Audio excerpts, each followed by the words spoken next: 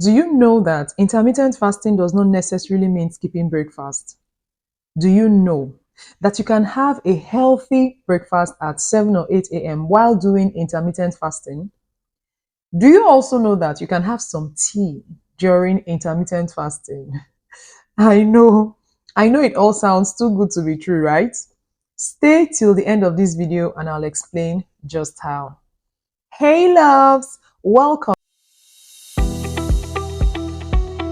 This is a safe space in which I cheer you on to not just live but enjoy your best life to the fullest by lighting your scented candle with mine. I would really like to see you again. So please hit the subscribe button, like, share this video, and let's keep the conversation going in the comments. In my last video, we talked about the biggest weight loss secrets, and I promised to expand on intermittent fasting because it's a huge topic. And here we are today just to keep that promise. Don't you just love me? So what is intermittent fasting or IF? It's simply an eating protocol in which you have an eating window when you do eat and a fasting window when you abstain from eating. The most popular reason why people do intermittent fasting is for weight loss purposes. But recent researchers have also found that IF helps with medical conditions like diabetes, high blood pressure, and a couple of others. In my weight loss journey, I mentioned in my previous video that IF was the game changer. With IF and moderate exercise, I saw great changes. The weight dropped, I lost 15 kg, felt lighter, had more sharpened focus, became more productive, and generally felt better. When it comes to IF, there's no one size fits all. You need to know what works for you and flow with it. Common protocols are the 16-8, in which you fast for 16 hours and eat within an 8-hour window. 24, in which you fast for 20 hours and eat within a 4-hour window. The OMAD, which means one meal a day, in which you have one meal at any time you choose.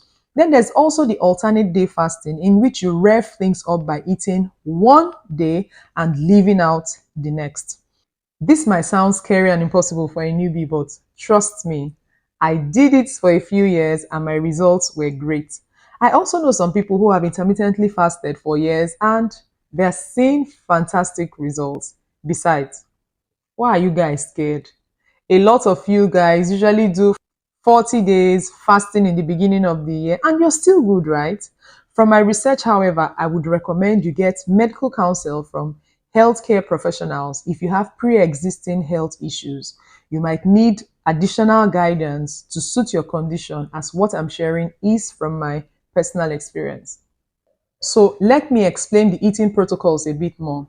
If you choose the 16-8, for instance, that means you would fast for 16 hours and eat within an 8-hour window.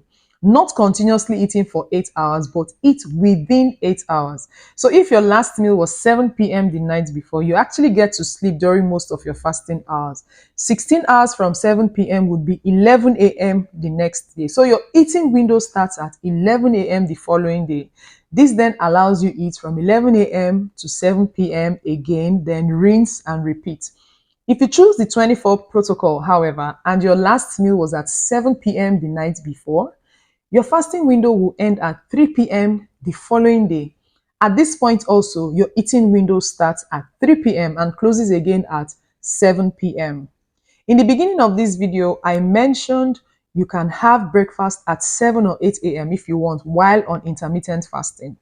Here's how it works. So if you had your last meal at 3 p.m. the day before, your 16th hour or end of fast will be 7 a.m. the next day. Or if you had your last meal at 4 p.m. the day before, your 16th hour or end of fast will be 8 a.m. the next day. There are some apps that help you keep track of your fasting and eating windows. You can search for these on the Apple Store or Google Play Store. Or you could just do your calculations manually and set your alarms on your phones or other devices. I hear you asking, so what do I eat when I break my fast? You need to take it easy. Don't jump into a box of pizza or some high calorie drink.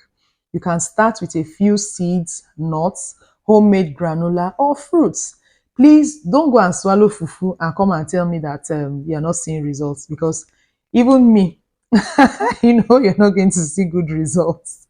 I'll encourage everyone considering getting into IF to see it as giving their body a treat. Ease into it. Don't jump into oh mad. Gradually step things up, and as you make progress, you'll be fine. It gets better, guys. One of the things I love about IF is that I can actually consume some other things besides water while fasting. The whole idea of IF is to reduce caloric intake, which means you can have your green tea or black coffee while fasting. This is because these are zero calorie drinks and won't break your fast. If you add milk, sugar, or honey, just know that you've broken your fast. Just continue eating, please. As a matter of fact, I've gotten used to how this helps me be focused during my fasting window. I don't really get hungry stages of IF, which I will be speaking about in my next video.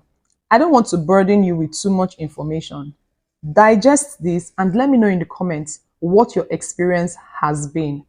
Do remember to subscribe to my channel, like, share this video, and I'll see you in the next one. Bye, loves!